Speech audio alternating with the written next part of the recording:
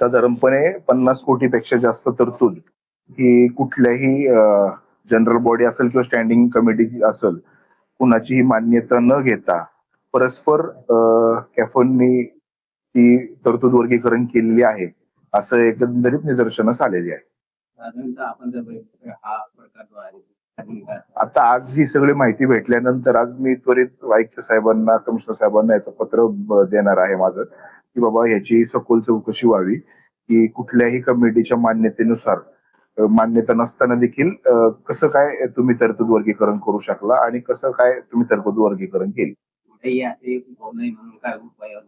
आता निश्चितपणे ह्या विषयात आम्ही सखोल चौकशी करायला लावणार आहे. पाठीमागच्या काळामधल्या 3-4 वर्षामध्ये जेव्हापासून हे कॅफो आहेत त्या कॅफोनची सगळी माहिती, की बाबा ह्यांनी अशा पद्धतीची दर वर्षी कशी बिलं दिलेली आहेत, कुठल्या कोणाची मान्यता घेतली का, आयुक्तांची मान्यता घेतली का, एचओडीची मान्यता घेतली का त्यावेळेसच्या, आणि आता प्रशासन नसताना आता ज्यावेळेस लोकल बॉडी झाले तर लोकल बॉडीच्या कुठल्या कमिटीची मान्यता घेतली आहे का किंवा आयुक्तांच्या अधिकारात गेले का, याची सगळी सखोल चौकशीचं आता त्वरित पत्र मी देणार आहे. आणि जर त्याच्यामध्ये निश्चितपणे आता जे भेटलंय कागद हातामध्ये त्याच्यानुसार तर एकंदरीत निश्चित हे लक्षात आलंय की ह्या वर्षी तर त्यांनी ते केलेलंच आहे, परंतु मागच्या वर्षी काही केलं असेल किंवा अजून दुसरं काही प्रकरण आर्थिक बाबतीत त्यांनी काही चुकीच्या गोष्टी केल्या असतील तर त्या कमिशनर साहेबांना उघड करायला रितसर मागणी करून त्याच्यावरती मग ठोस कारवाई, मग त्या अनुषंगाने कुठल्या कारवाईमध्ये ते बसतात तशा पद्धतीने कारवाईची मागणी करणार.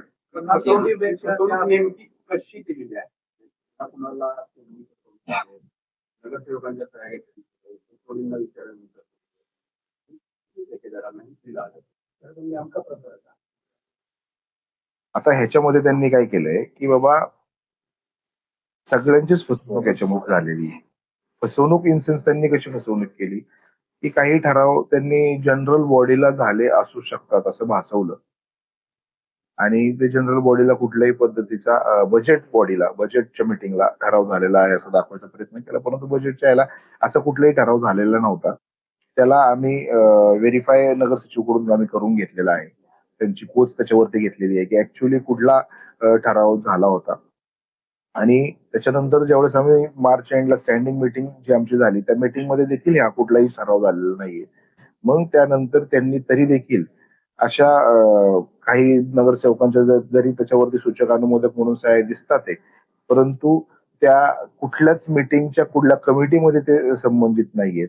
त्यांची सही दिसतीये पण त्यांचीच सही आहे का नाहीये ही देखील एक शहानिशा शंकास्पद बाब आहे. आणि मग ह्या सगळ्या गोष्टींचा विचार लक्षात घेता मुळामध्ये जो वर्गीकरण करतो त्याला स्वतःला, त्या अधिकाऱ्याला तर स्वतःला माहिती आहे की बाबा जर स्टँडिंग मध्ये झालेला विषय असेल तरच करता येतो, जनरल बॉडीमध्ये झाला असेल तरच करता येतो.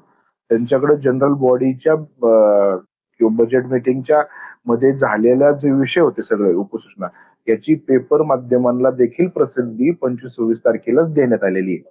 त्याच्यामुळं 26 तारखेच्या ज्या पेपरला आलेल्या बातम्या आहेत त्याच्यामध्ये जी उपसूचना आहेत याच्यामध्ये देखील याच्यातली कुठलीच उपसूचना आहे.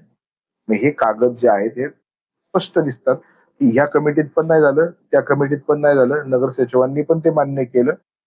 त्याच्यामुळं हे पेपर बोगस आहेत आणि या बोगस पेपरच्या आधारे त्यांनी बिल अदा केली. पुढे निश्चितपणे आता ह्याच्यामध्ये सखोल अजून आपल्याला जायचंय. त्याच्यामुळे मी कमिशनर साहेबांना आजच ह्याचं पत्र देतोय की यांच्यावरती त्वरित कारवाई करावी आणि अजून त्याची सखोल चौकशी करावी. इथून पाठीमागे आपण काय केलंय, काय काय गोष्टी आपल्या बँकेच्या, आपल्या एफडीज महापालिकेच्या बऱ्याचशा आहेत. आज एफडीज मध्ये पण काही चुकीचं काही कुठं काही केलंय का, त्याच्यामध्ये जे उत्पन्न आपल्याला एफडीज मधून अपेक्षित आहे तेवढंच येतंय का, काही बँकांना त्यांनी इन्व्हाइटच नव्हतं केलं एफडीच्या कॉम्पिटिशनला. मग असं जर झालं असेल तर येणाऱ्या काळामध्ये अशा बँक्सला आपण इन्व्हाइट करून आपल्याला महापालिकेला कसं एफडी वरचं जे व्याज आहे ते कसं वाढेल आणि महापालिकेला याचा कसा फायदा होईल याच्यासाठी प्रयत्न करायचा. मग त्यासाठी कमिशनरांनी याची सखोल चौकशी करणं आवश्यक आहे. काळामध्ये असे काही प्रकरण घडले का तुम्ही खोलात जाणार आहात? निश्चितपणे तुम्हाला मी आता तेच सांगितलं की मागील 4 वर्षामध्ये 3 वर्षामध्ये जे जे अशा पद्धतीची बिलं झाली असतील किंवा अशा काही चुकीच्या गोष्टी घडल्या असतील ते निश्चित आम्हाला तुम्ही सांगाव्या. 2 दिवसामध्ये.